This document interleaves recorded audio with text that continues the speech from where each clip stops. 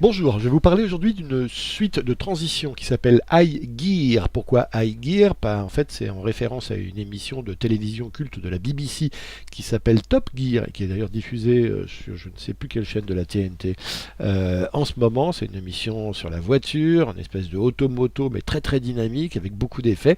Et c'est justement ces effets-là, et notamment ces transitions qui ont été copié et adapté pour FCPX pour donner un look un petit peu Top Gear à vos vidéos.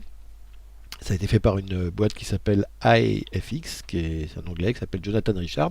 Et moi, c'est une des valises. En fait, elle existe depuis longtemps. Moi, je l'utilise depuis à peu près 9 mois.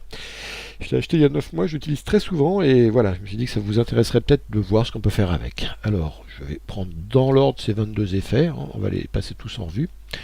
Hop, et puis on va voir ce que ça donne. Donc celui-là par exemple, vous voyez ils ont une durée fixe, celui-là par exemple c'est 12 images. Alors il y en a quelques-uns qui sont variables et d'autres dont il est conseillé de ne pas changer la durée.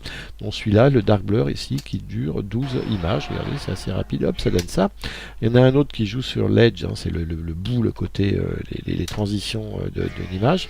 Voilà. Et ici, ça a un petit peu appuyé sur... Hop, voilà. Et voilà, regardez ici. Bon. Voilà, ça joue autour de cette détection-là, détection des bouts, des transitions d'image, des passages de contraste, les edges. Après, on va mettre un flare white dam. Celui-là est variable. Alors, je peux l'allonger, par exemple, ce flare. On va le mettre un peu plus long que les 12 images proposées par défaut. Et hop, ici, c'est un wipe, donc un volet qui descend, mais ce volet, il a une forme de flare.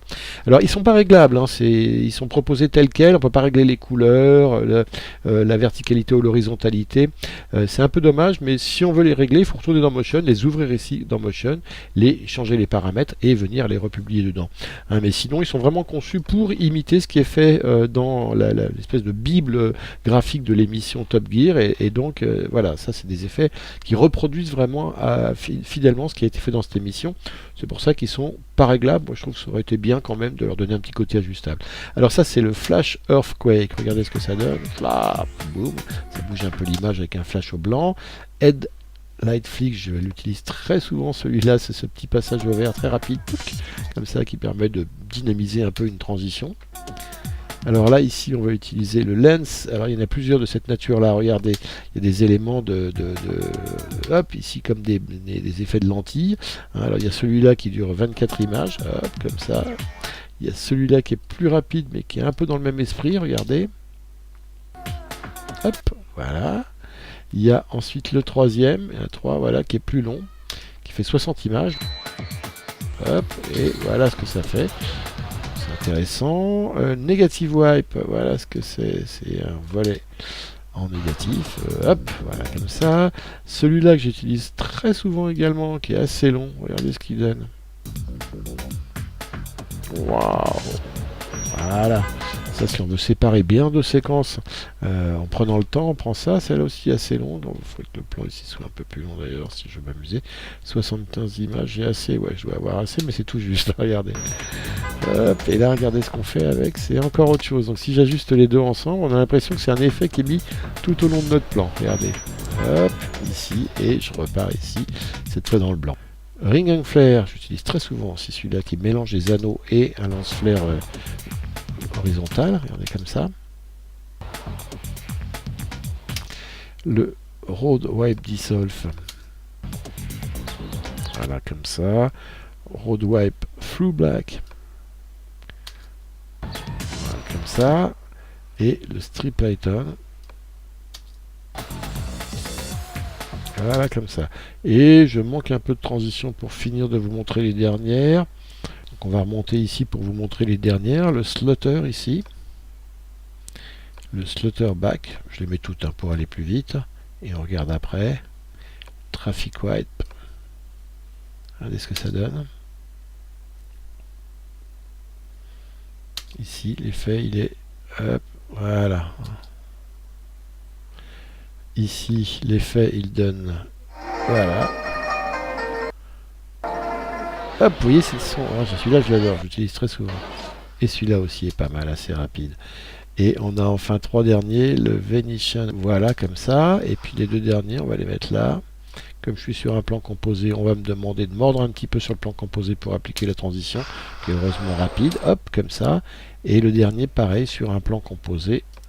Je dois mordre un peu sur les deux plans composés pour appliquer une transition de 15 images. Et on va attendre qu'il soit rendu, on va regarder l'ensemble pour vous donner une idée globale de tout ce que on peut faire avec ces petites choses. Donc on regarde l'ensemble.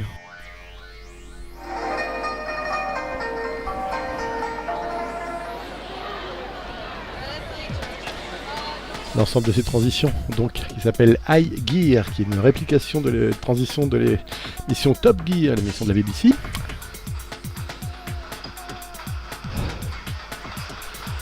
C'est donc une valise de transition qui coûte 49 $. Je ne crois pas qu'il y ait une version d'évaluation.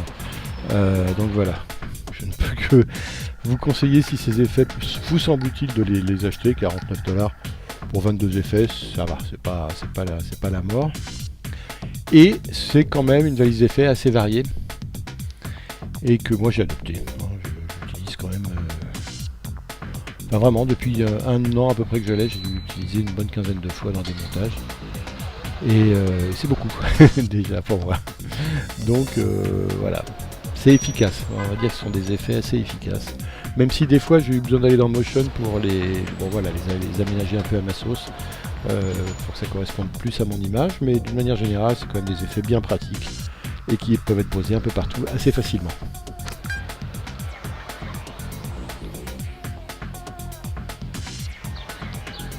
Voilà, encore un petit dernier. Et on a fait le tour donc de cette valise de 22 super cool transitions pour FCPX High Gear, je vous rappelle. Merci et à bientôt.